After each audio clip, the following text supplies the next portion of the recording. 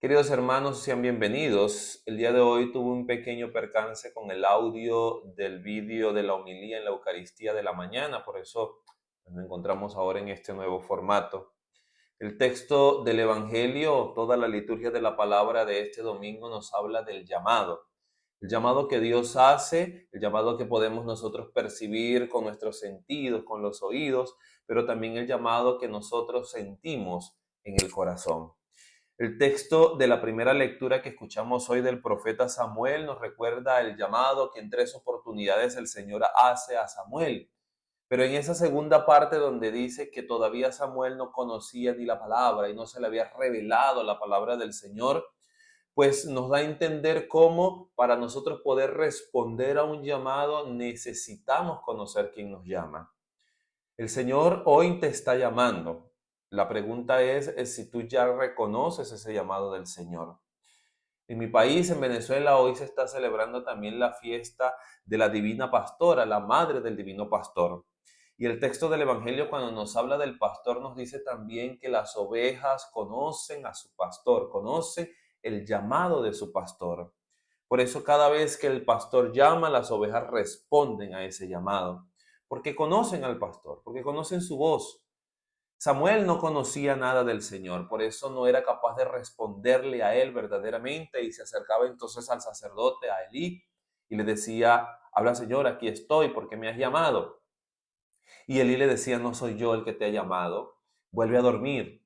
Eso sucede en 3 oportunidades y en la última, en la tercera, el sacerdote se da cuenta que es el Señor el que le llama. Por eso le aconseja una respuesta a ese llamado y le aconseja decirle, habla Señor, que tu siervo escucha. Hoy quiero que centremos esta predicación en esa frasecita importante de la respuesta de Samuel al llamado del Señor. Habla Señor. Pidámosle al Señor que nos conceda la gracia de poder nosotros permitirle que hable. El problema está en que a veces, entre tantas dificultades, problemas, entre tantas preocupaciones, el bullicio del día, en tantas cosas que suceden en nuestra cotidianidad, no permitimos que el Señor hable. No dejamos que Él hable a nuestro oído y que hable a nuestro corazón. Samuel capta el llamado de Dios a través de sus sentidos, pero luego el Evangelio dice que los discípulos de Juan, al escuchar lo que Juan decía, siguieron a Jesús. Es decir, escucharon ese mismo llamado que escuchó Samuel, pero lo escucharon en su corazón y desde su corazón quisieron seguir a ese Señor. Por eso, permitirle a Dios que hable en nuestra vida es permitir también una apertura de corazón, de mente, de cuerpo, totalmente para que podamos nosotros responder en la totalidad de nuestro ser a ese Dios que nos habla. Si la primera lectura y el Evangelio hoy nos hablan de un llamado, el Salmo y la segunda lectura nos dan una propuesta de cómo podemos nosotros responder a ese llamado verdaderamente. Por eso las palabras del salmista son claras. Debemos abrir nuestra mente, nuestro corazón a ese llamado en particular. Y San Pablo dice, bueno, que toda la respuesta a ese llamado se dé con todo, con nuestra alma, con nuestro ser y con nuestro cuerpo. Que haya una relación entre lo que decimos y lo que hacemos, que nuestro cuerpo pueda dar testimonio de esa respuesta que hemos dado. El evangelista también es muy claro cuando Juan, o pone en palabras de Juan, en boca de Juan, ese texto hermoso que repetimos cada Eucaristía. Este es el Cordero de Dios. Reconocer a Jesús como el Cordero sin mancha, inmaculado, el Cordero que es preparado para el sacrificio, el Cordero que sabe que al final de sus días todo ese camino que ha hecho lo llevará justo a esa entrega, a ese sacrificio, es nosotros también poder responder a ese llamado desde la humildad. Yo creo que el ejemplo más sencillo, el ejemplo más claro lo tenemos en la Virgen María.